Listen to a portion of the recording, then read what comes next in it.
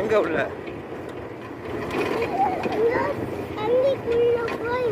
அதான் இப்பதான் பொன்மலைக்கு வந்திருக்கோம். இன்னும் உள்ள போகணும். இன்னும் உள்ள போகணும். நீ வேற ட்ரெயின் நிற்கிது பாரு.